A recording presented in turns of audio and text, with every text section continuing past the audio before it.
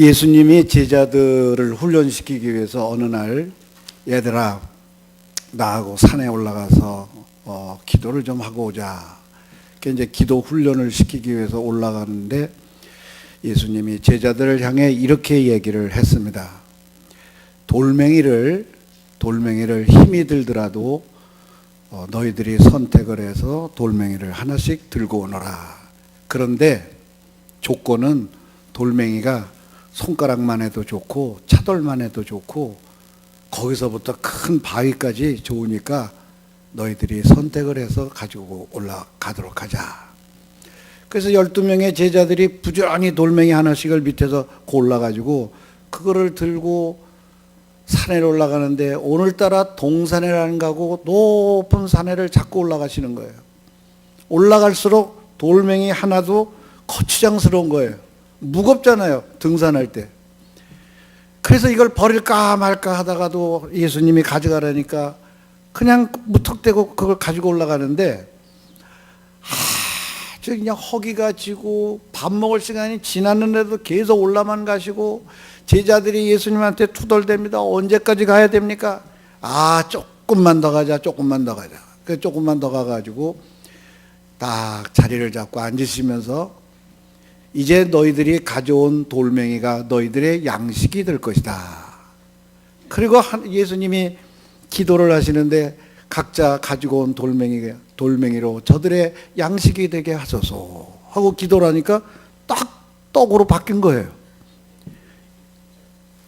요만한 조약돌 하나 가져온 사람은 그거 하나만 먹고 말아야 돼요. 그런데 미련하게도 제자들 가운데는 베드로 같은 사람은 미련해가지고 큰 돌멩이를 가지고 올라갔습니다. 그게 다 떡이 된 거예요. 예수님이 말씀하십니다. 자기가 가져온 돌멩이 떡이 된 거 외에는 달라고 그러지도 말고 주지도 말아라. 이게 어디에 나오니? 외경에 나오는 얘기예요. 이게 오늘 우리에게도 적용이 되는 이야기입니다. 그러니까 예수님의 말씀, 하나님의 말씀, 성경 말씀은 그대로 시키는 대로 하라는 얘기예요. 그냥 지식으로 받아들이라는 얘기가 아니에요. 그대로 행하라는 거예요. 오늘 여기 에베소에 있는 이 말씀은 사도 바울이 개척한 교회인데 이 사도 바울이 에베소 교회를 개척하면서 상당히 지식 수준이 높으면서도 그럼에도 불구하고 에베소라고 하는 지역이 너무나 우상 숭배가 강했던 곳입니다.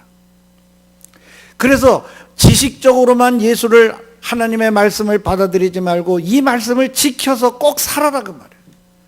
그래서 처음에 이 사도 바울이 가르칠 때는 성령의 역사가 굉장히 폭발적으로 일어났어요. 말도 못한 역사가 일어났어요. 오죽하면 요한계시록에 뭐라고 나와요? 에베소 교회를 향하여 첫사랑을 버렸구나. 너희들이 첫사랑 그 뜨거움을 버렸구나. 그렇게 하나님 말씀대로 살더니만 이제는 그냥 머리로만 생각하는 교인들이 되어버리고 말았구나. 그걸 회복하라고 그러잖아요. 오늘 이 에베소 교회를 향한 바울은 오늘 읽은 이 구절이 바울의 기도입니다. 에베소 교회를 향한 기도문인데 그 기도문 가운데 가장 중요한 것을 제가 오늘은 18, 19, 20절을 발견을 해냈습니다. 너희 마음의 눈을 밝히사 그 부르심의 소망이 무엇이며 성도 안에서 그 기업의 영광의 풍성함이 무엇이며 그의 힘의 위력으로 역사하심을 따라 믿는 우리에게 베푸신 능력의 지극히 크심이 어떠한 것을 너희로 알게 하시기를 구하노라. 그의 능력이 그리스도 안에서 그의 능력이란 하나님의 능력을 말합니다. 죽은 자들 가운데서 살리시고 하늘에서 자기 오른편에 앉히사 모든 통치와 권세와 능력과 주권과 이 세상뿐만 아니라 오는 세상에 일컫는 모든 이름 위에 뛰어나게 하시고. 여기 같은 이야기들이 있습니다. 기업의 영광의 풍성함, 그의 힘의 위력으로 역사하심, 그의 능력, 이거 다 같은 공통된 내용들입니다. 그런데 여기 부족한 건 하나도 없어요. 어마어마한 능력들이 있습니다. 우리가 상상할 수 없는 어마어마한 능력들이에요. 이 능력들을 하나님이 우리 주 예수 그리스도 안에서 우리에게 주시지 않았느냐. 그런데 머리로만 생각하지 말라. 머리로만 생각하지 말고 하나님 말씀대로 순종해서 그것을 다 누려라 그 말이에요. 하나님이 주시는 것을 다 누려라. 참 힘든 거예요. 힘든 거예요. 그 힘든 거 아닌데 힘들어요. 어떤 아버지가 사남매를 잘 키워서 모두 대학을 졸업을 시키고 시집장가 다 보내고 한시름 놓자 그만 중병이 들었습니다.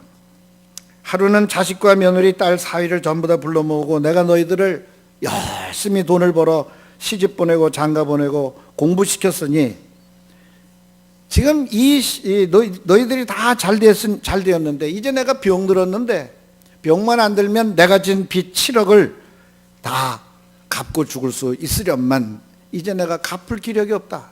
그러니 너희들이 오늘은 내가 알다시피 너희들도 알다시피 건강도 안 좋고 능력도 없으니 너희들이 다만 십시일반으로 얼마씩 좀 보태서 이 7억의 빚을 좀 갚아다오. 그리고 아버지가 하얀 종이 하나를 이렇게 내놨습니다.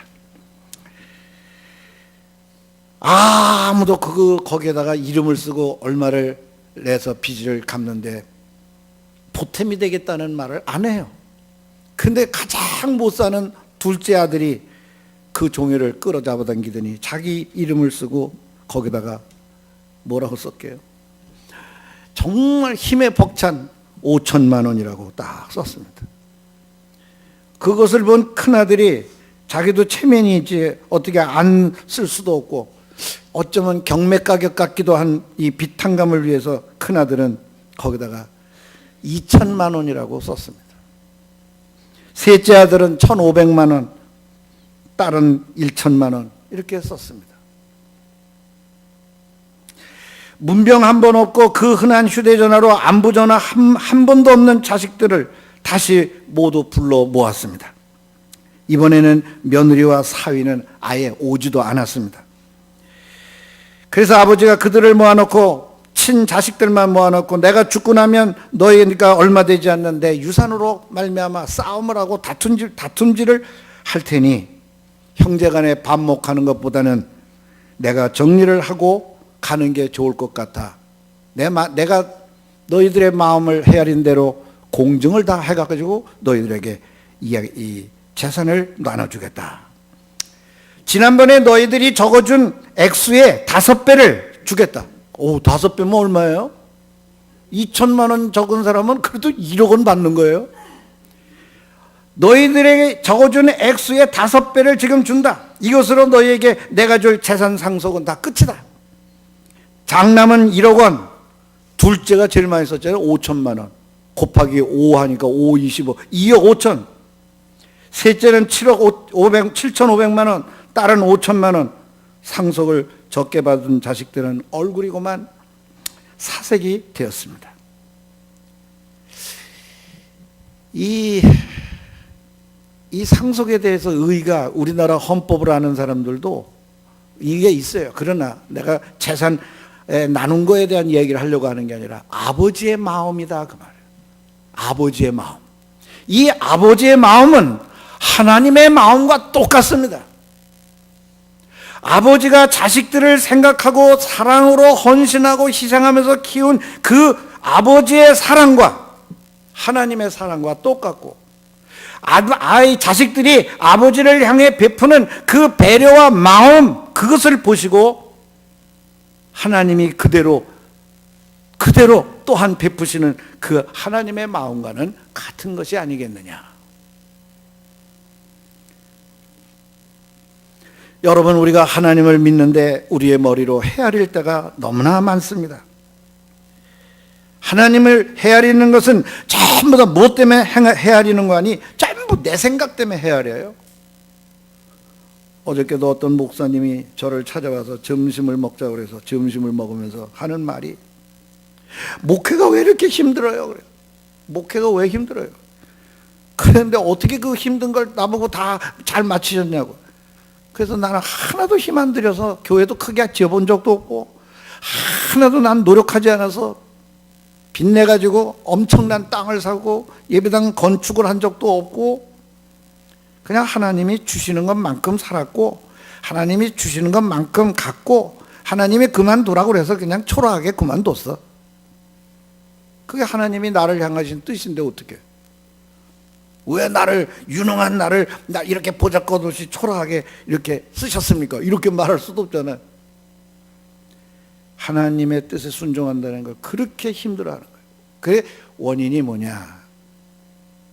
신념이라는 것 때문에 그렇습니다. 신념. 여기 있는 분들도 다 각자의 주장이 있습니다. 그 주장을 신념이라고 해요. 신념. 하나님은 우리에게 신념을 가져라, 나를 믿는 신념을 가져라가 아니라 신앙을 가지라는 거예요. 신앙. 모세를 훈련시킬 때 하나님이 바로 자기 생각을 강화시키고 자기 생각과 의지를 강화시킨 애국심을 가지라고 말한 게 아니라 너는 이제부터 내 말만 들어라, 그 말이에요. 그래서 흔히 우리는 그 무리바에서 목마르다고 막 그러니까 이놈의 자식들 내가 여지껏 그렇게 했는데 그걸 못 참고 말이지 물타령을 하냐고, 그러고 반석을 뭐 2번을 쳤대나? 성경에 2번 쳐서 모세는 가나안에 못 들어갔다. 사람들이 다 그렇게 이해를 하고 그렇게 말씀을 전해요. 근데 그거보다 더 중요한 거는 모세가 스스로 뭔가를 한 것 같은 마음을 갖고 행동을 한 게 그게 더 중요하다, 그 말이에요. 하나님이 야, 저 반석을 그냥 쳐. 하나님의 반석을 쳐서 물을 내서 줘라 그러면 자기가 드러나지 말아야 되잖아요, 자기가. 그렇게 가서 그냥 백성들이 뭐 항의를 할건 소요를 부렸건 데모를 했건 간에 상관없이 그냥 주여 때리라고 해서 이 지팡이로 물이 나오도록 치겠습니다 하고 딱 한 번만 치면 되지. 뭐 자식들 봐. 나오나 안 나오나 보라고 꽉꽉 이렇게 한 거란 말이야. 거기에 뭐가 들어가지? 지 성질이 들어갔다. 자기 성질이. 그거 하지 말라는 거예요. 그거 하지 말라는 거예요. 신앙이라는 건 오로지 하나님만을 바라보고 하나님만을 의지하고 내 모든 일거수일투족 모든 선택과 결정이 하나님의 뜻에 합당하게 하라는 거예요. 이렇게 살라는 게 굉장히 힘든 것 같은데 이거보다 쉬운 건 없어요. 굉장히 쉬워요. 단순해요. 그래서 로버트 이런 걸 내 얘기로 하면은 재미가 없어요. 로버트 모건이라고 하는 사람이 뭐라고 얘기를 했는가 하니 홍해의 법칙이라고 하는 책을 썼는데 홍해의 법칙 10가지 재앙이 있었잖아요. 10가지라는 그 책의 머릿말에 인생의 위기를 한 번에 역전시킬 하나님의 법칙이 있다. 야, 여러분 이거 2018년도에 꼭 해보시기 바라요. 인생의 위기를 한 번에 역전시킬 하나님의 법칙. 이게 로버트 모건의 홍해의 법칙이라는 거예요. 그래서 이 사람이 뭐라고 그러는 거 아니? 하나님의 능력으로 된다고 모건은 강조하면서 이거는 방정식과 같이 그 말씀 속에 나를 대입하면 그대로 된다는 거예요. 난 이 말에 절대 동의해요. 첫째가 뭐냐? 하나님은 나와 늘 함께 하신다. 두 번째는 나의 안전보다는 하나님의 영광을 추구하자. 세 번째는 적을 인식하되 두 눈은 하나님을 주시하라. 그리고 네 번째 기도하라. 다섯 번째 잠잠히 확신을 가지고 하나님의 역사를 기다려라. 여섯 번째 확신이 서지 않으면 믿음으로 한 걸음을 내디디라. 일곱 번째 하나님의 충만한 임재를 마음속에 그대로 그려라. 하나님 자신의 독특한 방법으로 구원하실 것을 믿어라. 여덟 번 법칙이다. 아홉 번이 뭐냐? 현재 위기를 장래의 믿음의 성장을 위한 디딤돌로 받아들여라. 열 번째가 하나님 찬양하는 것을 잊지 말아라. 이거를 그냥 한마디로 하면 하나님 말씀에 순종해서 살아라, 그 말. 여러분 기도한다는 말도요, 자기 신념으로 기도한다와 하나님을 바라보고 하나님 앞에 기도한다는 거하고 달라요. 제가 잘 아는 어떤 교수며 목사인 분이 지난 주일에 점심을 먹으면서 형, 나 이번에 금식 기도를 하려고 그런다고. 그 왜 하려고 그러냐? 60이 넘은 사람이 금식을 한다고 그래요. 금식하지 마라. 그 하나님이 기뻐하시고 원하시는 금식인 그것인지 알고 금식을 하라. 내가 좀 해야 된다고. 그 왜 하는데? 건강도 나쁘고 간 수치도 높고 그렇다고. 그건 하나님을 위한 금식이 아니잖아요. 하나님을 위한 금식은 어떤 금식이냐면요, 저는 금식을 열흘을 하든 20일을 하든 간에 금식했다 그러면요, 집에서 해요. 어디 산에 가고 뭐하고 수선을 안 떱니다. 집에서 자식들하고 밥 다 먹는 그 밥상에 같이 앉아서, 그리고 금식을 해요. 금식하면 음식을 피하는 게 금식이 아니에요. 하나님이 기뻐하시는 금식은 음식을 먹는 자리에 있어도 그게 먹히지가 않고, 그게 부럽지가 않고, 먹고 싶은 생각이 안 드는 금식이어야 하나님이 기뻐하는 금식이에요. 내가 결정하고 산기도 가서 쥐야 하는 거, 다 자기 신념에 의해서 하는 거예요. 어려운 문제가 있으니까 이 문제를 해결해 달라고 어디 가서 또 굉장히 열심히 그냥 소리를 내서 목소리가 쉰 목소리가 날 때까지 주야 아버지 그러고 기도한다고, 기도원에 가서 하고 온다고 그게 해결되는 게 아니에요. 그래서 실망한 사람들이 우리 한국교회에 얼마나 많습니까? 이렇게 기도했는데 왜 안 들어주냐 이거예요.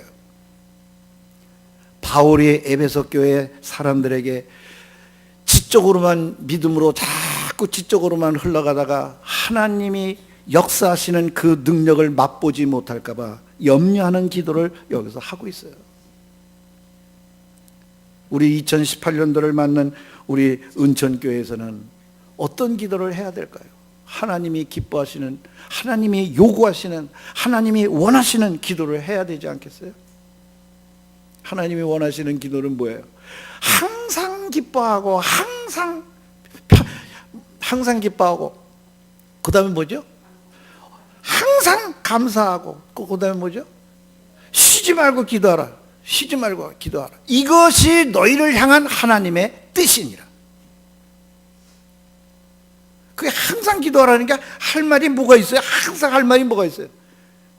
할 말은 말을 많이 하라고 기도하라는 게 아니고, 내가 지금 이 사람을 만나는 게 하나님의 뜻입니까? 내가 이 일을 이렇게 결정하는 게 하나님의 뜻입니까?